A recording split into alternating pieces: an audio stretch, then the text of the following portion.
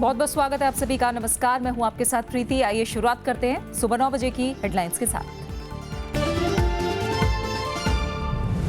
5 राज्यों में चुनाव से पहले केंद्रीय बजट पर विपक्ष का ऐतराज। कांग्रेस समेत 16 दलों ने राष्ट्रपति और मुख्य चुनाव आयुक्त को लिखी चिट्ठी। चुनाव पर असर पड़ने की जताई आशंका।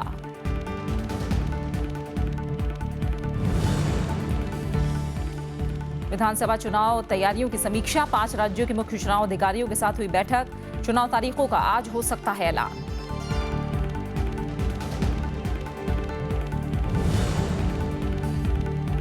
टीएमसी सांसदों की गिरफ्तारी को कांग्रेस ने बताया बदले की कार्रवाई। टीएमसी का कोलकाता, दिल्ली में धरना प्रदर्शन। बीजेपी ने ममता से मांगा जवाब।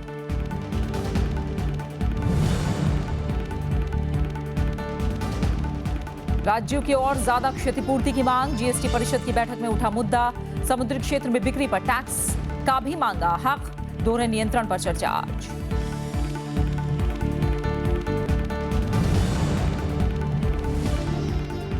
Chief justice TS Thakur retire. विदाई भाषण में लंबित मामलों और जजों की कमी पर जताई चिंता।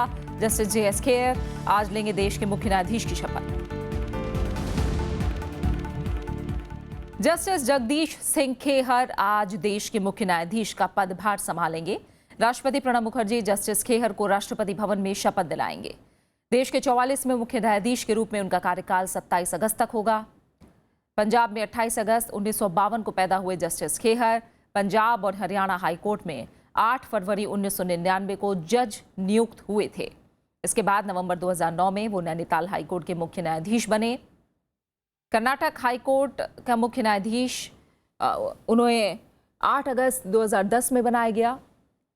64 साल के जस्टिस खेहर 13 सितंबर 2011 को सुप्रीम कोर्ट में जज बनाए गए थे। और आइए सीधा आपको राष्ट्रपति भवन लिए चलते हैं, जहां जस्टिस खेहर को शपथ दिलाई जाएगी।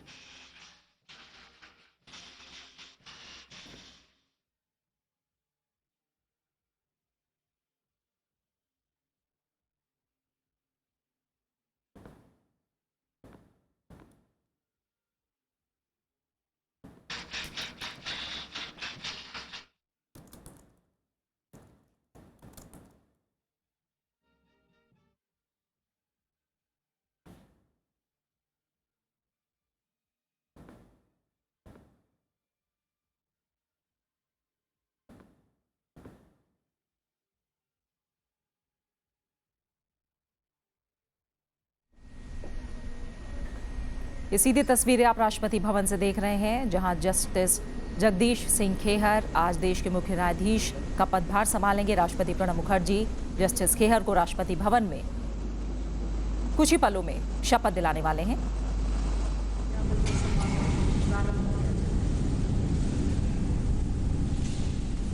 जस्टिस जगदीश सिंह खेहर आज देश के मुख्य न्यायाधीश का पदभार संभालेंगे। और सीधी तस्वीरें आप देख रहे थे राष्ट्रपति भवन से, जहां जस्टिस खेहर को मुख्य न्यायाधीश के रूप में शपथ दिलाई जाएगी। राष्ट्रपति प्रणब मुखर्जी उन्हें शपथ दिलाएंगे। सुप्रीम कोर्ट के मुख्य न्यायाधीश पद से मंगलवार को रिटायर हुए जस्टिस टीएस ठाकुर ने लंबित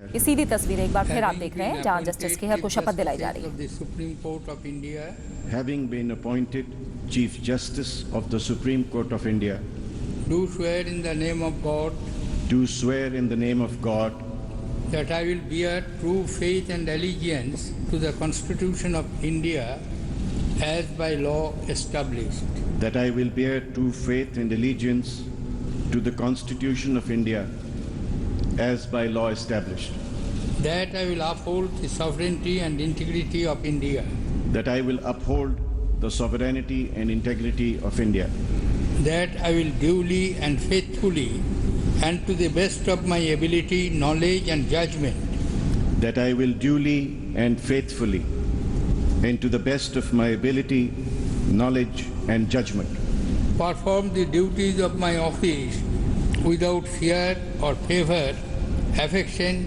or ill will, perform the duties of my office without fear or favor, affection or ill will, and that I will uphold the Constitution and the laws. and that I will uphold the Constitution and the laws. Congratulations. Thank you, sir.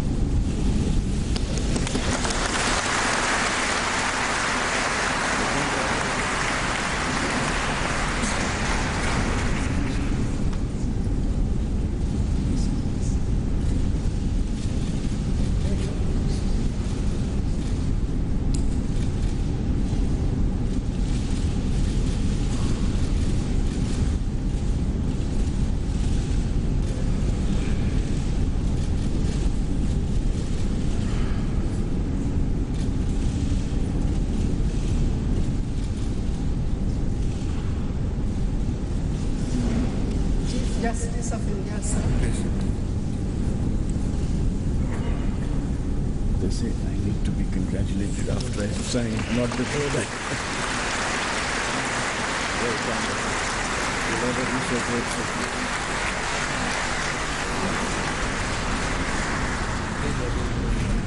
Go back to my seat.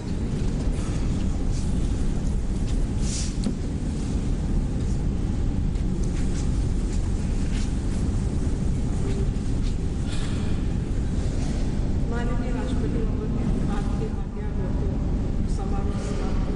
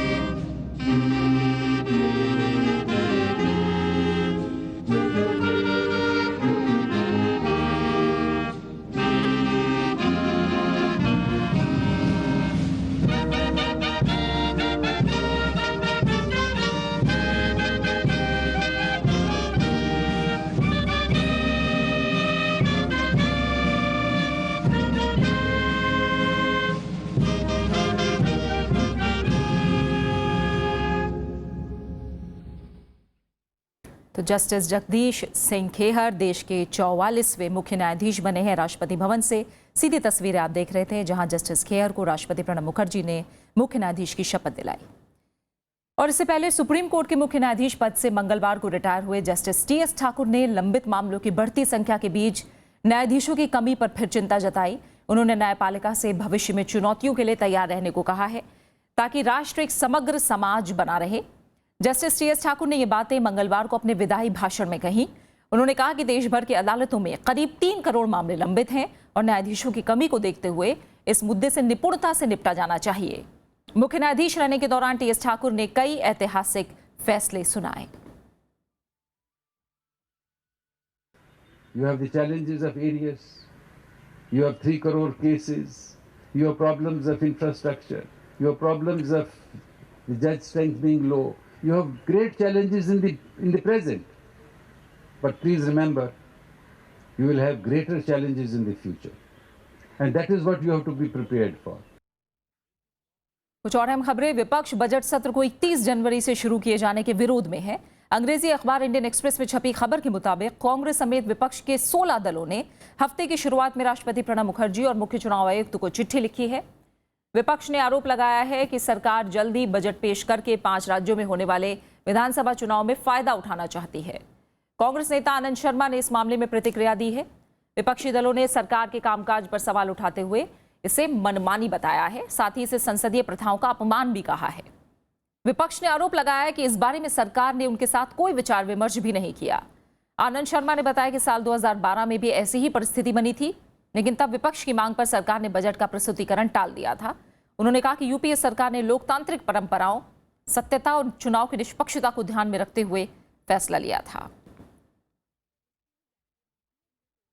और इससे पहले कल संसदीय मामलों की मंत्रिमंडलीय समिति यानी सीसीपीए ने बजट सत्र 31 जनवरी से शुरू करने की सिफारिश की है। राष्ट्रपति का अभिभाषण पहले दिन यानी 31 जनवरी को होगा।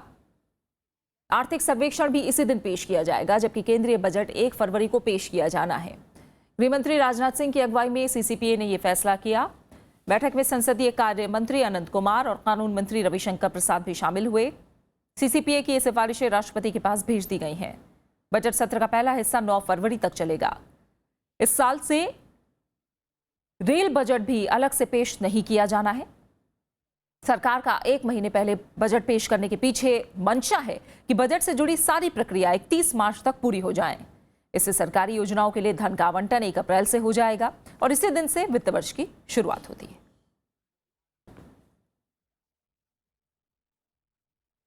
मंगलवार को चुनाव आयोग ने विधानसभा चुनाव वाले 5 राज्यों के मुख्य चुनाव अधिकारियों के साथ बैठक की। इस दौरान मतदाता सूची और राज्यों में कानून व्यवस्था को लेकर चुनाव की तैयारियों पर चर्चा की गई। इससे पहले सोमवार को भी आयोग ने गृह मंत्रालय के वरिष्ठ अधिकारियों के साथ बैठक की थी। इस साल उत्तर प्रदेश, उत्तराखंड, पंजाब, मणिपुर और गोवा में विधानसभा चुनाव होने हैं। इसी सिलसिले में चुनाव आयोग आज दोपहर 12 बजे प्रेस कॉन्फ्रेंस करेगा। उम्मीद की जा रही है कि आज ही आयोग की तरफ से चुनाव कार्यक्रम की घोषणा हो सकती है। टीएमसी सांसद आज दिल्ली में सुदीप बंदोपाध्याय की गिरफ्तारी के खिलाफ प्रदर्शन करेंगे। कल भी कई जगहों पर जबरदस्त प्रदर्शन हुआ था। पार्टी ने कहा है कि सुदीप ने कुछ भी गलत नहीं किया और टीएमसी उनके साथ है। मंगलवार को पश्चिम बंगाल की मुख्यमंत्री और पार्टी प्रमुख ममता बनर्जी ने सरकार पर एजेंसियों के गलत इस्तेमाल का आरोप लगाया। वहीं कांग्रेस ने गिरफ्तारी को विपक्ष की एकता पर प्रतिक्रिया बताया है। मंगलवार को सुदीप बंदोपाध्याय की गिरफ्तारी के बाद पश्चिम बंगाल में विरोध प्रदर्शन शुरू हो गया। आज भी राज्य में कई जगहों पर धरना प्रदर्शन होगा। दूसरी तरफ तृणमूल कांग्रेस के लोकसभा और राज्यसभा के सभी सांसद आज दिल्ली आकर अपना विरोध जताएंगे। टीएमसी ने इसे आपातकाल जैसे हालात बताते हुए गिरफ्तारी के लिए प्रधानमंत्री कार्यालय को जिम्मेदार ठहराया। আমার অফিসারদের কাছে অ্যাপিল থাকবে, don't play the political dirty game, don't listen this political leaders for this personal purpose or the vendetta purpose, because this government may not in power tomorrow, so every case will be considered and every case we will fight the battle and we want to get the justice also. Sudeep Bandopadhyay की गिरफ्तारी के बाद मंगलवार को कोलकाता में भी हंगामा हुआ। नाराज समर्थकों ने बीजेपी दफ्तर पर हमला कर दिया। हालात को काबू करने के लिए सीआरपीएफ की एक टुकड़ी तैनात की गई है। बीजेपी ने हमले के पीछे टीएमसी का हाथ होने की बात कही। पार्टी ने कहा कि ममता बनर्जी को चिटफंड घोटाले में उनकी पार्टी के सांसदों का नाम आने पर जवाब देना होगा। राजनीतिक बयानबाजी से काम नहीं होएगा और न ही कोई इन्वेस्टिगेशन खत्म होती है। ममता जी को जवाब देना होगा बंगाल की जनता को, जिन्होंने उनको चुन के दूसरी दफे भेजा है, कि आपकी पार्टी का हर लीडर चिटफंड कंपनियों में क्या करता है और वो क्यों इन्वॉल्व है। दूसरी तरफ कांग्रेस ने इसे राजनीतिक बदले की कार्रवाई बताया है। पार्टी ने कहा कि मामले में तापस पॉल ने बीजेपी नेता और केंद्रीय मंत्री बाबुल सुप्रियो के खिलाफ आरोप लगाए थे, लेकिन बाबुल सुप्रियो को गिरफ्तार नहीं किया गया। कांग्रेस ने इसे विपक्ष की एकता तोड़ने की कोशिश बताया। ये बिल्कुल साफ है कि ये फासिसी सरकार है, जांच एजेंसियों का दुरुपयोग करती है और श्री सुदीप बंदोपाध्याय को जो बंदी बनाया गया है, ये एक द्वेष की भावना से किया गया कार्य है। इसके अलावा सीपीएम ने भी गिरफ्तारी पर प्रतिक्रिया दी है। पूर्व मुख्यमंत्री बुद्धदेव भट्टाचार्य ने कहा कि तृणमूल कांग्रेस के सांसद रोज वैली चिटफंड घोटाले के सिलसिले में गिरफ्तार हुए हैं। ऐसे में टीएमसी को काले धन के खिलाफ बोलने का कोई नैतिक अधिकार नहीं है। सुदीप बंदोपाध्याय तृणमूल कांग्रेस के दूसरे सांसद हैं जिन्हें 1 हफ्ते के भीतर चिटफंड घोटाले में गिरफ्तार किया गया। दोनों नेताओं पर रोज वैली चिटफंड गड़बड़ी मामले में शामिल होने का आरोप है। इससे पहले अभिनेता से नेता बने तापस पॉल को भी गिरफ्तार किया गया था। चिटफंड मामले में टीएमसी सांसद कुणाल घोष और श्रीजॉय बॉस के अलावा राज्य सरकार में मंत्री मदन मित्रा को सीबीआई पहले ही गिरफ्तार कर चुकी है।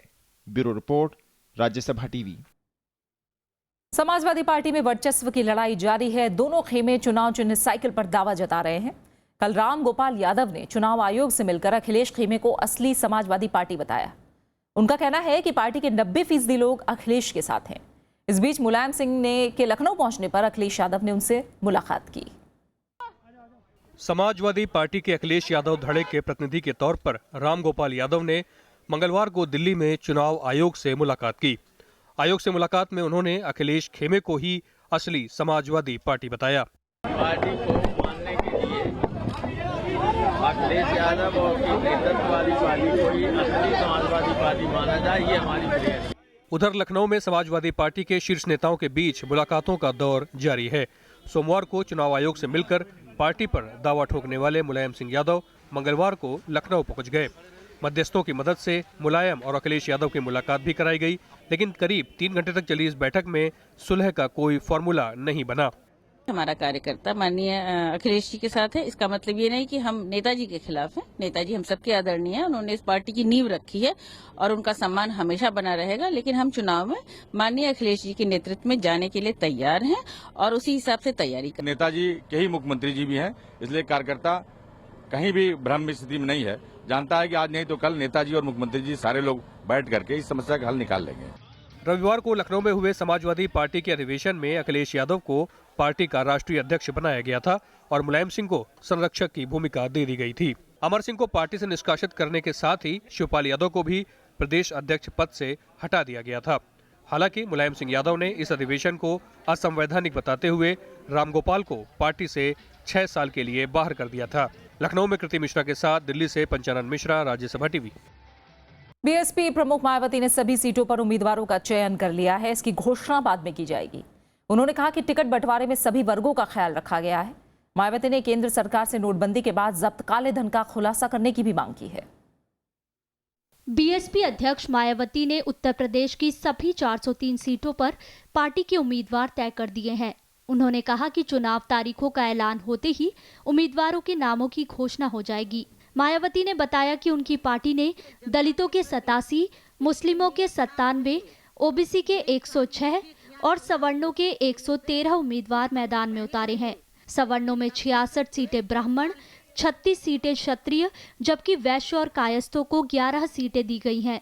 मायावती ने जातिवादी आरोपों को भी खारिज किया। विरोधी पार्टियों के बीएसपी के ऊपर आए दिन लगाए जा रहे इनके सभी जातिवादी आरोपों को सिरे से खारिज करते हुए इस चुनाव में टिकट बंटवारे के मामले में भी अपनी पार्टी की सर्वजन हिताय व सर्वजन सुखाय की नीति पर ही अमल करते हुए उन्हें उसी अनुपात में ही टिकट भी दी है। मायावती ने नोटबंदी को आजाद भारत का काला अध्याय बताया। उन्होंने आरोप लगाया कि नाकामियां छिपाने के लिए प्रधानमंत्री ने नोटबंदी का फैसला लिया। इसके बाद अच्छे दिन के आसार बहुत कम हैं। मायावती ने प्रधानमंत्री की लखनऊ रैली को भी फ्लॉप बताया। उनके इस लहजे से, उनके इस बयान से, उनके इस बात से और उनके चेहरे के उतरे हुए नूर से ये मालूम हो गया था कि उत्तर प्रदेश में जो बीजेपी है वो सत्ता में आने वाली नहीं है। उत्तर प्रदेश में जल्द ही विधानसभा चुनाव की तारीखों का ऐलान होना है। जैसे जैसे विधानसभा चुनाव की घोषणा की उल्टी गिनती शुरू हो गई है, वैसे ही उत्तर प्रदेश में सियासी पारा चढ़ता ही जा रहा है। सभी दल वोटरों को लुभाने की कोशिशों में लगे हुए हैं, लेकिन इन कोशिशों में पार्टियों को सुप्रीम कोर्ट का जाति और धन के नाम पर वोट मांगने का प्रतिबंध नहीं भूलना चाहिए। लखनऊ से कैमरामैन शिव कुमार के साथ कृति मिश्रा, राज्यसभा टीवी। उत्तर प्रदेश बीजेपी के अध्यक्ष केशव प्रसाद मौर्य ने कहा है कि बीएसपी और समाजवादी पार्टी का खेल अब खत्म हो चुका है। उन्होंने कहा कि बीजेपी सरकार बनते ही समाजवादी पार्टी और बीएसपी के सभी फैसलों की जांच होगी। जिनके दल की सोच ही ऐसी है, जिस सोच में कहीं सबके कल्याण की बात नहीं हो सकती, सबके साथ सबके विकास की बात नहीं हो सकती, केवल आपस में संघर्ष पैदा करने की बात हो सकती है। विकास योजनाओं का पैसा लूटने की योजना हो सकती है।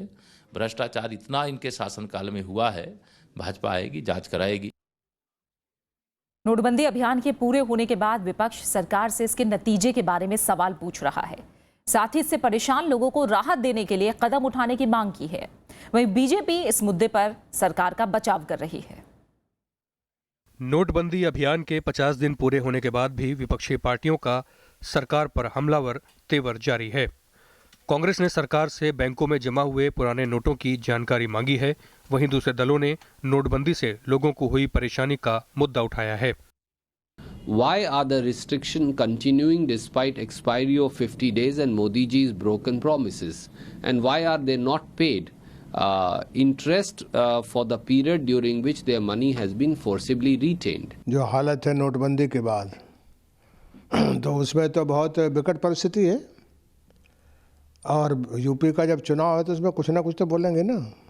तो वो काला धन था जिसको अब ये कह रहे हैं कि हम जनधन के ज़रिए दे के सफ़ेद कर देंगे। तो काला धन नहीं निकालने वाले थे, ये असल में काले धन को सफ़ेद करने का मंसूबा था। बीजेपी ने विपक्ष के आरोपों को खारिज किया है। वहीं भारतीय मजदूर संघ का मानना है कि नोटबंदी से लोगों को परेशानी हुई है। निश्चित तौर पर दिक्कत आई मालिकों ने, और मैंने जिनको कहा ये जो अनऑथराइज सारा सिस्टम में काम कर रहे लोग थे, उन्होंने जानबूझ करके एक समस्या क्रिएट करी, इंडस्ट्रीज बंद करी, मजदूरों को जाने की नौबत आई। एक प्रक्रिया है वो पूरी होगी और सरकार विस्तार से लोगों के सामने सब आंकड़े रखेगी। इतनी जल्दबाजी में क्यों है ये लोग? जब सत्ता में रहते हैं तो काम की चिंता नहीं रहती है, काम कैसे करना है, तब तो आपको बटोरने की चिंता रहती है, दोनों हाथों से लूटो। प्रधानमंत्री ने 8 नवंबर को 500 और 1000 के नोट को अमान्य करार दे दिया था। उन्हें बदलने और जमा करने के लिए 30 दिसंबर तक का समय दिया गया था। विपक्ष ने इससे लोगों को दिक्कतों का मुद्दा उठाते हुए इस कवायद का विरोध किया। इसका संसद से लेकर सड़क तक विरोध शुरू हुआ था। प्रणब गोस्वामी के साथ विशाल दहिया, राज्यसभा टीवी। एक राज्य से दूसरे राज्य में सामान लाने ले जाने पर जीएसटी के कौन से नियम लागू होंगे, इस पर यानी आईजीएसटी पर मंगलवार को जीएसटी काउंसिल में सहमति बन गई है। इस बैठक का अहम मुद्दा दोहरा कर नियंत्रण है, जिस पर आज फैसला होने की उम्मीद है। जीएसटी परिषद की 8वीं बैठक के पहले दिन 6 बड़े सेक्टरों पर चर्चा हुई। देर शाम तक चली बैठक में उद्योग और वाणिज्य, रेलवे, इलेक्ट्रॉनिक्स, टेलीकॉम और आईटी पर जीएसटी के असर की समीक्षा की गई। There were several other issues relating to GST which were discussed, and on some things modifications were made, on something it was not. Very important in all of this is we haven't even been able to touch the dual control issue, which is fundamental to this process. बैठक का अहम मकसद दोहरे कर नियंत्रण के मुद्दे पर सहमति बनाना है। हालांकि पहले दिन इस पर चर्चा नहीं हो सकी। दोहरे नियंत्रण के तहत केंद्र और राज्यों के टैक्स अधिकारियों का अधिकार क्षेत्र तय किया जाना है। वहीं समुद्री तट से सटे राज्यों ने 12 किलोमीटर अंदर तक व्यापार को जीएसटी के तहत लाने की मांग की है। One issue that was discussed at length, in fact for nearly 2 hours, was with regard to how to deal with the territorial waters of India. The current practice is the states collect sale tax from the bunkering charges, sail on high seas and so on. But in the draft law, union was defined to include the territorial waters. Andhra Pradesh ने IGST मसौदा कानून में राज्य की परिभाषा को लेकर ऐतराज जताया है। बैठक के दूसरे दिन आज दोहरे नियंत्रण पर सहमति बनाने की कोशिश होगी। नौ विक्रम सिंह, राज्यसभा टीवी। गुरु गोविंद सिंह जी का 350वें प्रकाश पर्व को पूरे हर्ष और उल्लास के साथ मनाया जा रहा है। प्रकाश उत्सव के लिए पटना साहिब में समागमों की शुरुआत हो चुकी है। इसमें शामिल होने के लिए 5 लाख से ज्यादा लोग यहां आए हुए हैं। ये तस्वीरें हैं पटना साहिब में गुरु गोविंद सिंह के 350वें प्रकाश पर्व की तैयारियों की। तख्त श्री हरमंदिर साहिब में दशमेश गुरु के शताब्दी प्रकाश पर्व में शामिल होने के लिए श्रद्धालु देश दुनिया के कोने कोने से आए हुए हैं। गुरु के दर्शन, कीर्तन और सेवा में पटना साहिब में माहौल भक्तिमय बना हुआ है। मालिक ने कृपा की है ते सारा बिहार जिहड़ा है ओहदे विच बहार आई हुई है। खुशियां है सारियां दे विच, प्यार दे नाल सारे सेवा कर रहे ने। प्रकाश पर्व के मद्देनजर पटना में हजारों की तादाद में पुलिसकर्मियों के अलावा केंद्र की कई सुरक्षा एजेंसियां भी तैनात हैं। श्रद्धालुओं की सहूलियत के लिए लंगर से लेकर मेडिकल कैंप की भी बेहतरीन सुविधा है। इस काम में 10,000 से ज्यादा स्वयंसेवक भी लगे हुए हैं।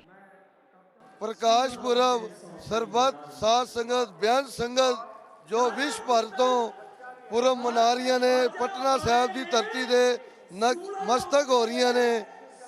असी धन्यवादी श्री बिहार सरकार दा। पटना साहिब के पर्व क्षेत्र में 3 जगहों पर विशाल शिविर लगाए गए हैं। भक्तों की भारी भीड़ को देखते हुए प्रदेश सरकार ने पटना में सुरक्षा के व्यापक इंतजाम किए हुए हैं। रवलीन कौर, राज्यसभा टीवी, पटना। बात खास शख्सियत की करते हैं। राहुल देव बर्मन, पंचम या सिर्फ आरडी, इस नाम को सुनते ही कानों में हजारों धुनें गूंजने लगती हैं। हिंदी फिल्म संगीत को नई ऊंचाइयों तक ले जाने वाले इस महान संगीतकार की आज पुण्यतिथि है। आइए याद करते हैं पंचम दा को।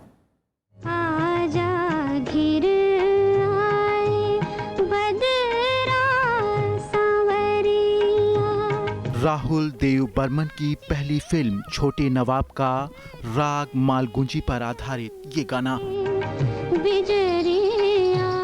और अब वो गाना जिसे सुनकर शम्मी कपूर खुशी से पागल हो गए थे।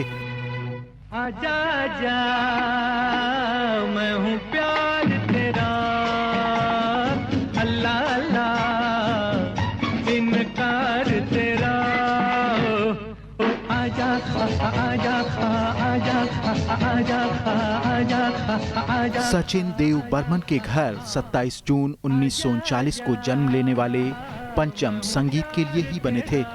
उन्होंने बाकायदा उस्ताद अली अकबर खान और पंडित समता प्रसाद से संगीत की शिक्षा ली।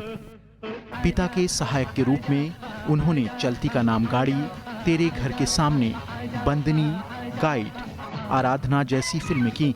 कम ही लोगों को पता होगा कि सलील चौधरी के इस गीत है अपना दिल तो आवारा में माउथ ऑर्गन पंचम ने ही बजाया था।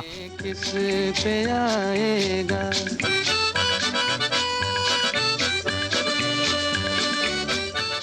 पहला ब्रेक उन्हें महमूद ने छोटे नवाब में दिया। 1966 में आई तीसरी कसम के बाद आरडी के संगीत पर पूरा देश झूम रहा था।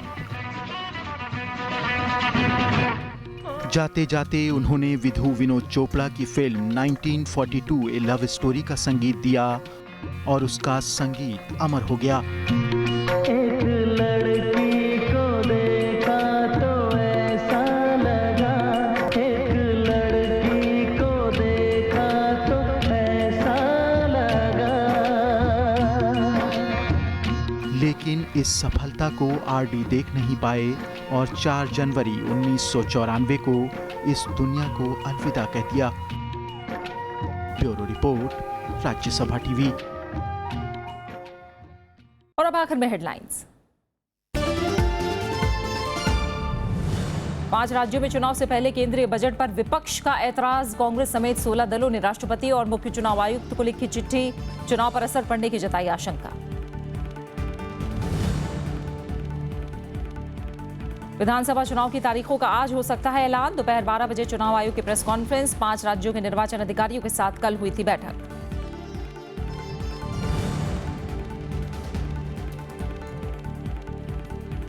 टीएमसी सांसदों की गिरफ्तारी को कांग्रेस ने बताया बदले की कार्रवाई। टीएमसी का कोलकाता, दिल्ली में धरना प्रदर्शन। बीजेपी ने ममता से मांगा जवाब।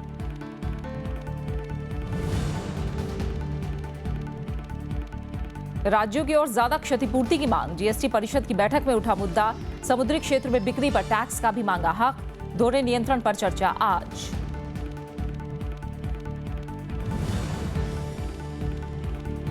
चीफ जस्टिस जीएस खेहर बने देश के मुख्य न्यायाधीश। राष्ट्रपति प्रणब मुखर्जी ने दिलाई शपथ। 27 अगस्त तक कार्यकाल। और फिलहाल इस बुलेटिन में इतना ही। आगे देखिए देश देशांतर। नमस्कार।